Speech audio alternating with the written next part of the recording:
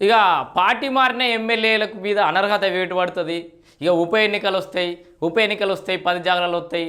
ఎప్పుడు ఎన్నికలు వచ్చినా మేమే గెలుస్తామని ఉదరగొట్టుకుంటూ వచ్చిండు కేటీఆర్.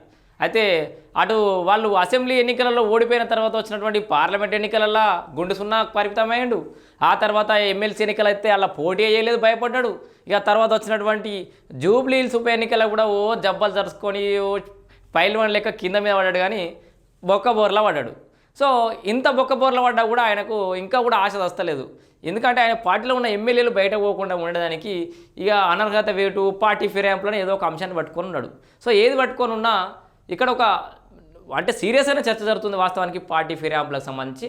దాదాపు ఒక 8 మంది ఎమ్మెల్యేలకు ఎలాంటి సమస్య లేకపోవచ్చు అని అయితే విశ్లేషకులు అంచనా వేస్తున్నారు. మరోవైపు ఏమున్నాగా కడియం శ్రీహరికి దానం నాగేందర్కి సంబంధించిన ఆ అంశంలో కొంత సమస్య వచ్చే అవకాశం ఉందని చెప్తున్నారు. అయితే ఇక్కడ మరింత సమయం ఇవ్వండి, ఫిర్యాదులపై పూర్తి వివరణ ఇస్తామని చెప్పేసి స్పీకర్ని కోరిన ఎమ్మెల్యే కడియం శ్రీహరి. అయితే ఈ రెండిట్లలో దానం నాగేందర్ తోటి ముందుగానే అనర్హత వేటు పడకముందుకే రాజీనామా చేయించే యోచనలో ప్రభుత్వం ఉందని తెలుస్తుంది.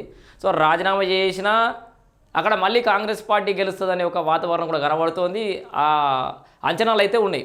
సో అంటే ఏదో కేటీఆర్ మొత్తుకున్నంత మాత్రాన ఉప ఎన్నికలు వచ్చినంత మాత్రాన బీఆర్ఎస్ గెలుతుందని అని కాదు, మళ్ళీ ఎన్నికలు వస్తాయి అంతే. ఇక బీఆర్ఎస్ పార్టీ పని ఇంకా పతనావస్థకు పోతూ ఉంటుంది. అరే జూబ్లీహిల్స్లో ఓడిపోయారు, వీడు ఖైరతాబాద్లో ఓడిపోయారు, వరంగల్ ఓడిపోయారు అనే పేరు వచ్చిందంటే ఇక మళ్ళీ అసెంబ్లీ ఎన్నికలలో ఆయనతో కూడా పత్తకుండేది. అయితే ఇక్కడ కడియం శ్రీహరి అట ఆయనకి ఇచ్చిన సమయం కంటే ముందే పోయి స్పీకర్ని కలిసిండు. ఏమని, నాకు ఇంకా జరంత సమయం కావాలి అని. సో వాస్తవానికి ఇక్కడ మనం అనుకుంటే వారే అయిపోయింది, ఆ కోర్టు ఏమో మొట్టికాయలు వేసింది, కొత్త సంవత్సరం ఎక్కడ జరుపుకోవాలో నిర్ణయించుకో అని చెప్పేసి స్పీకర్కి మొట్టికాయలు వేసిందని చెప్పేసి బీఆర్ఎస్ సోషల్ మీడియా ఓ రచరచ చేశారు కదా. వాస్తవానికి స్పీకర్కే అన్ని అధికారాలు ఉన్నాయి. స్పీకర్ నిర్ణయం తీసుకోమని చెప్పింది కోర్టు, తప్పితే ఏం నిర్ణయం తీసుకోవాలని చెప్పదు. అయితే ఇక్కడ స్పీకర్ ఏం నిర్ణయం తీసుకునే అవకాశం ఉంది, క్లీన్ చిట్ ఇచ్చింది అనుకో కథం అయిపోయింది. దాని మీద మళ్ళీ బీఆర్ఎస్ పార్టీ అప్పీల్ పోవాలి, మళ్ళీ స్పీకర్ నిర్ణయాన్ని తప్పు పడుతూ మళ్ళీ అప్పీల్ పోవాలి. ఈ లోపల పుణ్యకాలం కాస్త గడిచేటట్టు అయితే కనబడుతుంది. అయితే ఇక్కడ ఏంది, మరింత సమయం ఇవ్వండి, ఫిర్యాదులపై పూర్తి వివరణ ఇస్తా, స్పీకర్ని కోరిన ఎమ్మెల్యే కడియం శ్రీహరి. సో రాష్ట్రంలో పార్టీ ఫిరాయింపు ఎమ్మెల్యేల ఇష్యూలో రాజకీయ పరిణామాలు వేగంగా మారుతున్న నేపథ్యంలో ఎమ్మెల్యే కడియం శ్రీహరి ఇవాళ అసెంబ్లీ స్పీకర్ గడ్డం ప్రసాద్ కుమార్ను కలిసి తన వివరణకు అదనపు సమయం కావాలని లేఖ అందజేశారు. వాస్తవానికైతే కడియంకు స్పీకర్ ఈ నెల 23వ తేదీన హాజరు కావాల్సిందిగా నోటీసులు జారీ చేసిండు. వాస్తవానికి 23 తారీఖు నాడు కడియం శ్రీహరి గారు హాజరు కావాలి విచారణకు అని చెప్పేసి స్పీకర్ గడ్డం ప్రసాద్ కుమార్ పంపించాడు. కానీ ఇవాళనే హాజరయ్యాడు, ఇవాళ 21 తారీఖు నాడు. గడువుకు ముందుగానే కలిశారు. తనపై వచ్చిన ఫిర్యాదులకు సంబంధించిన పూర్తి వివరణ సిద్ధం చేయడానికి మరింత సమయం ఇవ్వాలని కోరారు. ఎమ్మెల్యే విజ్ఞప్తిపై స్పీకర్ సానుకూలంగా స్పందించినట్టు తెలుస్తోంది.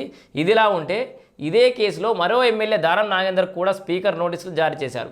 ఆయన 23వ తేదీన హాజరవుతారా లేదా అన్న విషయంలో ఉత్కంఠ అయితే నెలకొంది. వాస్తవానికి ఈ దానం నాగేందర్ విషయంలోనే కొంత ఉత్కంఠ అయితే నెలకొంది వాస్తవానికి. ఎందుకంటే ఒకవేళ అనర్హత వేటు పడితే దాదాపు 6 సంవత్సరాల దాకా ఏ ఎన్నికలలో కూడా పోటీ చేయడానికి అనర్హుడుగా ప్రకటిస్తారు. ఒకసారి ఎమ్మెల్యేగా అనర్హత వేటు పడితే 6 సంవత్సరాల దాకా ఏ ఎన్నికలలో కూడా పార్టిసిపేట్ చేయొద్దు. ఇప్పుడు అంత 6 ఏళ్ళ దాకా సపరేట్ కూర్చొని ఖాళీలు కట్టుకొని కూర్చోవాలంటే పవర్ను ఆల్రెడీ చూసిన రాజకీయ నాయకులకు అది రుచించదు. అది చాలా ఇబ్బందితో తలెత్తుంది. అందుకే ఇక తాడోపేడ తెలుసుకుందాం, ఎన్నికలకే సిద్ధమవుదాం అనే అవకాశం కూడా లేకపోలేదు. కానీ ఆ విషయంలో దానం నాగేందర్ విషయంలో స్పీకర్ ఏం నిర్ణయం తీసుకుంటాడు అనేది ఇప్పుడు చాలా ఉత్కంఠగా అయితే మారింది. అయితే ఈ నెల 23వ తేదీన హాజరవుతారా లేదా అన్న విషయంలో ఉత్కంఠ నెలకొంది. ఈ ఇద్దరు ఎమ్మెల్యేలపై తీసుకోబోయే నిర్ణయాలు రాబోయే రోజుల్లో తెలంగాణ రాజకీయాలపై కీలక ప్రభావం చూపనున్నాయని రాజకీయ వర్గాలు అయితే అంచనా వేస్తున్నాయి. ఇది ఖచ్చితంగా నిజంగా వీళ్ళకి సంబంధించి చర్యలు తీసుకోవాలి, చట్టపరమైన చర్యలు తీసుకొని మళ్ళా కాంగ్రెస్ గెలిస్తే అప్పుడు బీఆర్ఎస్ పని అయిపోతుంది. నిర్ణయాలు ఎట్లా ఉండాలంటే గత 10 ఏళ్ళ పార్టీ ఏదైతే అధికారంలో ఉన్నటువంటి పార్టీ ఉందో వాళ్ళు కేటీఆర్ అది మన సంతలో గొర్రెలను కొన్నట్టు బర్రెలను కొన్నట్టు ఎవరిని పడితే వాళ్ళని కొన్నారు కదా, అట్లా మళ్ళొకసారి కొనకుండా సోయి వచ్చేటట్టు కేటీఆర్ మళ్ళీ ఇంకొక ఎమ్మెల్యేని కొనకుండా నిర్ణయం తీసుకోవాలి నిజంగానే.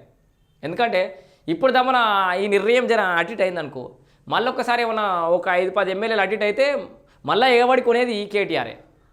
ఆ సాంప్రదాయాన్ని నేర్పించిందే వీళ్ళు కదా ఎమ్మెల్యేలు కొనుడు.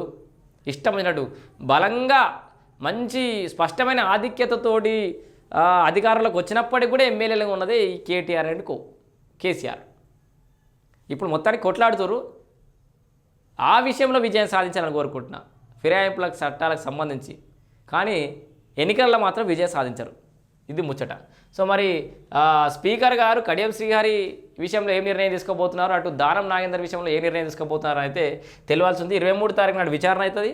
మరి దాని మీద నిర్ణయం ఎప్పుడు చెప్తారు అనేది ఎదురు చూద్దాం. మొత్తానికైతే మన ఏది ఖైరతాబాద్లో ఆల్రెడీ క్యాండిడేట్ని ఎవరు నిలదించాలనేది ఆల్రెడీ బీఆర్ఎస్ పార్టీ కసరత్తు చేస్తుందట.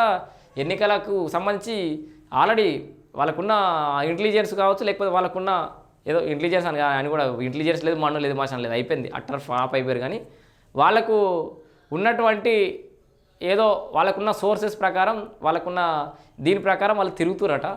ఆ ఖైరతాబాద్లో ఏం చేయాలి, ఎట్లా చేయాలి, గెలవడం కోసం ఎప్పటి నుంచి కాలుకు బల్బం కట్టుకొని తిరుగుతురట.